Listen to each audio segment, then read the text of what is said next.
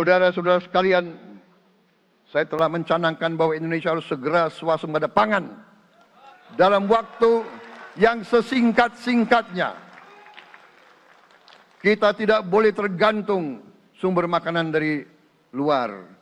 Dalam krisis, dalam keadaan genting, tidak ada yang akan mengizinkan barang-barang mereka untuk kita beli. Karena itu, tidak ada jalan lain. Dalam waktu yang sesingkat-singkatnya, kita harus mencapai ketahanan pangan.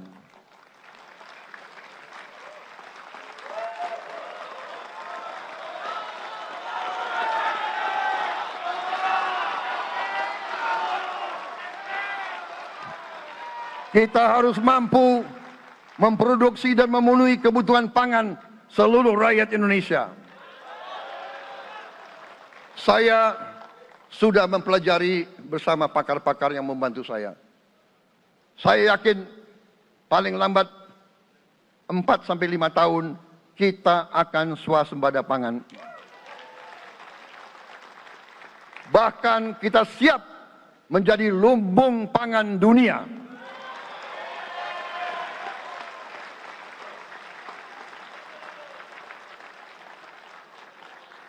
Saudara-saudara sekalian,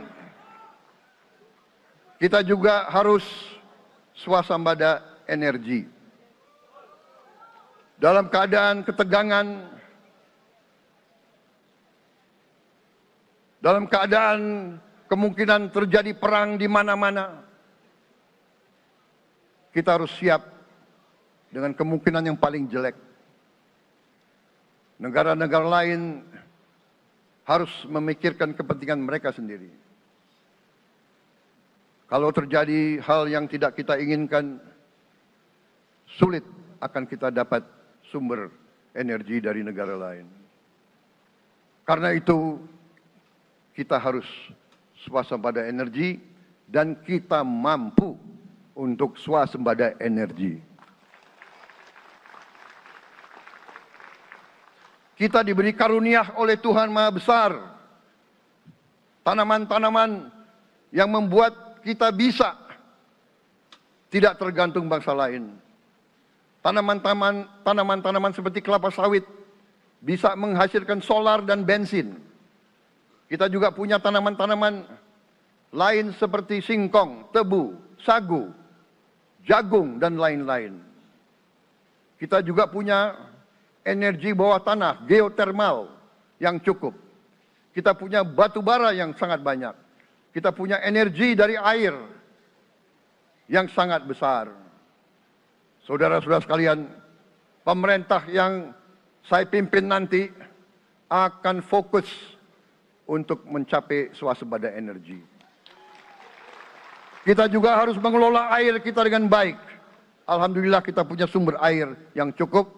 Dan kita sudah punya teknologi menghasilkan air yang murah dan yang bisa memenuhi kebutuhan kita. Saudara-saudara sekalian, juga semua subsidi, bantuan kepada rakyat kita yang masih dalam keadaan susah, harus kita yakin subsidi-subsidi itu sampai kepada mereka yang butuhkan. Kita harus berani meneliti dan kalau perlu kita robah subsidi itu harus kepada langsung keluarga-keluarga yang membutuhkan itu.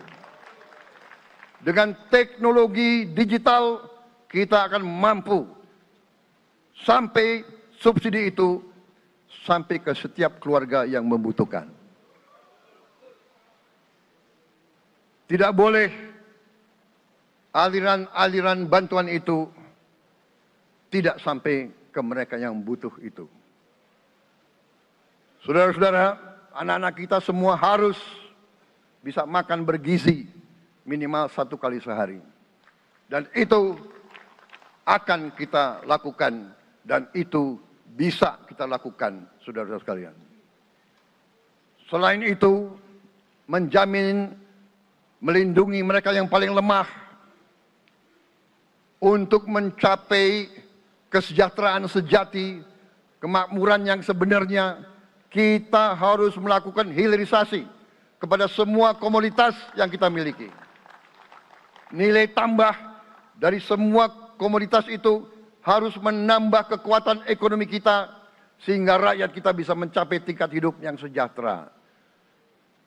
Seluruh komoditas kita harus bisa dinikmati oleh seluruh rakyat Indonesia.